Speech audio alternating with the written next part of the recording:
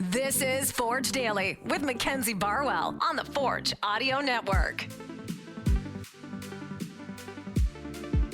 Let's get into it, Forge fans. Welcome back to another episode of Forge Daily. I am your host, Mackenzie Barwell. Today is October 11th, so we're set to release this one day in advance. So when you're listening, it'll be the 12th. But I'm very excited about today's episode because I am joined by CPL reporter and press conference enthusiast. Enthusiast is a strong word. Frequenter in a lot of them. The enthusiasm varies. Well, I thought long and hard about what I was going to say to introduce you, and I thought, what better way? You know what? That's fair enough. I feel like we've come a long way. The first podcast we did together was probably, 3 or 4 months ago. It would have been like the second week I was doing this. So I'm just going to blow you away with the amount of knowledge I've accumulated since then. Awesome. I'm excited. You'll know more than me, hopefully, because I don't know anything anymore. Oh, yeah, sure. I don't know why you're saying that. You've been with the league since 2019. Now that the regular season is over, can we just look at the season more generally, and can you touch on what you think is so different about 2023 looking at other ones? Because I think it's safe to say that the competitiveness has increased so much. Yeah, definitely. I think more than any other season we saw this year, that really any team could beat any other on a good day. There weren't a lot of, early in the season, there were some big blowouts. Yeah. But I think teams started to figure each other out a lot more as we went along. And then we saw in the last 2 months of the season just how much every game kept mattering for every team, just because of the playoff format mostly, with 5 teams getting in, and kind of how much better it is to finish second than third, and how much better it is to be third than fourth, and so on. We saw every team, like, even if they were pretty safely in a playoff spot, even Forge last weekend, they're pretty safely in a playoff spot. But they're still playing to finish higher in the standings and have, the benefits that come with that, because there was just so much on the line for all of these teams down the stretch. And we saw the quality of each of them improving, and the quality of coaching improving. And I think it's been a lot of fun to see, how these teams, especially throughout a year when you see each other so often, the way that teams started approaching games, and players, younger players who maybe started in the league a few years ago, start to come into their full professional careers. It's been really fun. Well, I want to narrow in on Forge a little bit specifically here. We'll talk about the other teams around the league later who have just kind of come out of the woodwork more recently. But looking at Forge, last time we talked, they were having the best start to the season in club history. Then they kind of went through some ebbing and flowing throughout the season, going through a couple dry spells. But now more recently coming back into form. And from what I could tell, people have constantly said that once playoffs come, Forge kind of kick it into high gear. Is that a comment that you think is fair to say? Would you agree there?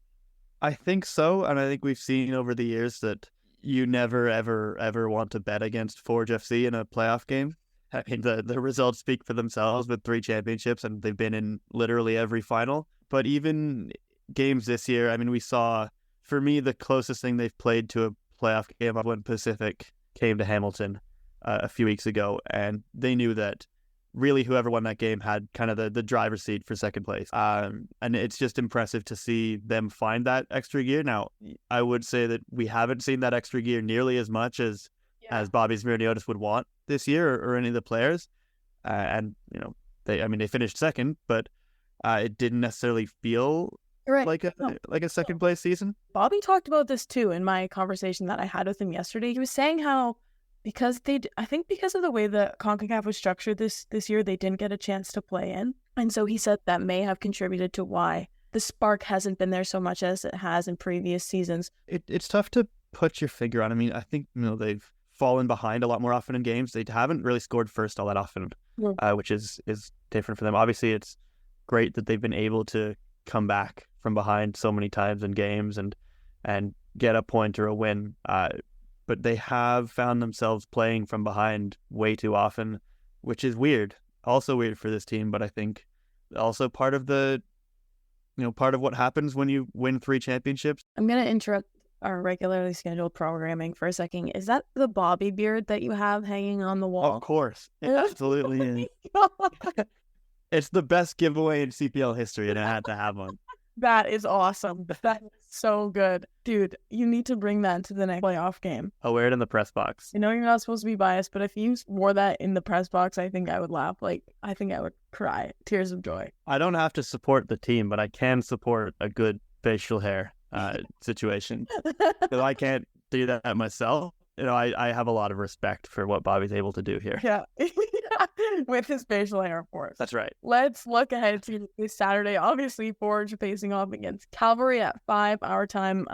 This is a team who Forge has had success in the playoffs against, but obviously this season they take the regular season title with, I think 13 points ahead of the rest of the league. So let me just start by opening it up to you and asking what you're expecting to see from this game. For me, it's the first time in a little bit that Forge go into a game against Cavalry as probably not even arguable. They're the underdogs. Mm-hmm. Going into a Cavalry team that's, I think, won 5 in a row to end the season. They're unbeaten in 9. It is a very difficult challenge for Forge, but obviously, that said, as we talked about, they've got that extra level to them that they can hit in these playoff games. Forge will go into Spruce Meadows pretty confident. They've never lost a playoff game to Cavalry, despite all of the times they've met.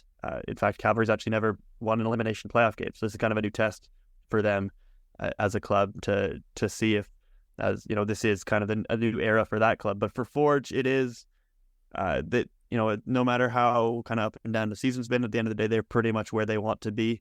They're in the playoffs. They've got a chance to host the final at Tim Hortons Field if they can win this game, and if they do that, then really any of the frustration of the regular season is pretty much forgotten. Those past games, 100%. I don't think that's going to matter at all. So I think it is going to be one of those pretty tight and pretty physical and fiery and just above all entertaining playoff games between you guys. Yeah, I'm excited. And like you said, though, it's going to be interesting to see because Forge are where they want to be. At the end of the day, they're in second. They have a chance to host a home final, but the way that they got there was not ideal. So coming in off 3-0 victory Cavalry had against Pacific versus, just like a default advancing into that spot for Forge. I don't know. It'll be interesting. It's not going to be easy to just like come in as hot as this Cavalry team will be. They've also got 3 players in the running / big contenders for Player of the Year. So are these some guys that you're keeping an eye out for? Am I missing any? Who do you expect to see kind of pop off, for lack of a better word? Yeah, I think it starts with Dan Klomp. He's that sturdy central defender in the middle of their back 3 who's just for me been one of the best players in the whole league this year. He can hit a pass to pretty much anywhere on the field, and he's a threat from set pieces as well. He scored just last weekend against Pacific with a header, so he's definitely going to be a guy who will make it very difficult for Forge's attackers to get into the 18-yard box. Musi can dribble past pretty much anybody in the league at this point. He's in incredible confidence at the moment, and Meyer Bevan obviously shares the golden boot with Ollie Bassett thanks to his goal against Pacific, and he's a guy who maybe he needed that little bit of confidence from that goal, so he will be coming into this game, I guess, hungry to add to that. So there's just a lot of depth in this Cavalry team as well, and a lot of guys who can hurt you in different ways, a lot of different attacking options. I mean, William Akio is certainly a scary one, especially if he comes off the bench late in a one-game knockout tie. So I think that there are just so many different things for Forge to consider. But that's kind of what makes Bobby and his coaching staff very good as well, as they will have plans for all of them. For sure. And I want to switch gears, looking at who Forge has attacking. Woobs and Taryn not able to clinch the golden boot, but they're not far off. Woobin's also kind of on a decent run of form as of late. So yeah, same question goes, but for the Forge side. Woobin's Facius is in very good form at just the right time you want to be in. And he's shown in the past that he can score in the playoffs. He scored against Cavalry in the playoffs last year. I think he actually technically is tied with Chouanier for all-time CPL playoff goals. Yeah, he's the guy that you're going to want on the pitch in that moment, because unfortunately David is not going to be able to be on that pitch, I'm pretty sure. But yeah, this is just going to be a battle. It's going to be incredible war. I mean, Kyle Becker obviously knows what it's like to play against these Cavalry players, and he and a lot of the other guys on that Forge team will be, upset that they haven't beaten this team this year. and they will feel like they still have a bit of a psychological advantage over having beaten them in the playoffs so many times before. And I think we're going to see a bit of a testy one between these teams who have shown in the past they don't like each other very much. Okay, let's go back to what we were talking about earlier with regards to different teams kind of not being able to be counted out because constantly teams from the bottom of the league, like Vancouver. Can we talk about that for a second? Vancouver said the last 3 games, let me just beat a bunch of teams even though we can't make it into the playoffs. Like, that was crazy. See causing Forge a little bit of a hassle aside from Cavalry, but potentially later on in the playoffs because we've got Halifax, who are essentially tied with Forge going into the playoffs. And then York, like I said earlier, have been on a little bit of a tear. I honestly think that York they have the capacity to surprise some people in these playoffs, right? They come into the playoffs with a little bit more confidence, and certainly the Pacific, who they're playing, as we record now tonight. And if it goes out tomorrow, this might be all gone. Yes, they might have lost. True. But if they do get past that Pacific game, then I do think that there's a chance that they can make some noise because they've been so good playing away from home, and they'll be playing entirely away from home in the playoffs. And we also have seen Halifax play very well against Forge this year, even at Tim Hortons Field, which is where that game would probably be in the, I guess, semifinal. So I do think that really there is no easy game in these playoffs. There's no easy opponent. These teams are there for a reason. And I think the danger if Forge play at home will be in underestimating an opponent. I don't think they will. Yeah, it's certainly, there's always that capacity to happen. Yeah, 100%. I can see that too. Both York and Halifax wanting to maybe coming into Tim Hortons Field with a bit of a chip on their shoulder. So you're right. I don't think anyone can be considered an easy game here. One other thing, something I just realized yesterday, Martin Nash, head coach of York United, Steve Nash's brother. You didn't know that? No. You didn't know that? Yeah. I feel like this has to be in the episode because I have to not be the only one. I can't be the only one who doesn't know about this.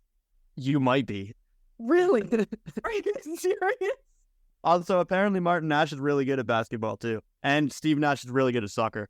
Okay, because I'm not even gonna lie to you, Charlie. Like yesterday I was like scrolling on I think it was on York's page, and I saw Steve Nash commented on a post. I was like, wait. Yeah, he did.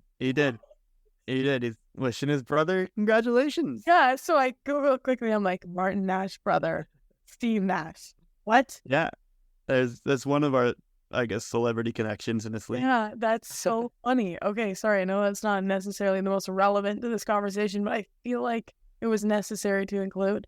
Yeah, no, it's important information. He's still trying to get him out to a game. We got to get Steve Nash out to a game. Forge York matchup, crazy. Steve Nash appearance, oh my. It'd be sick. Okay, Charlie. We'll finish on that note. Next time I better see you in the beard. All right, deal. Thanks for having me. This has been Forge Daily with Mackenzie Barwell. If you like what you heard, please like, follow, subscribe, comment, and share.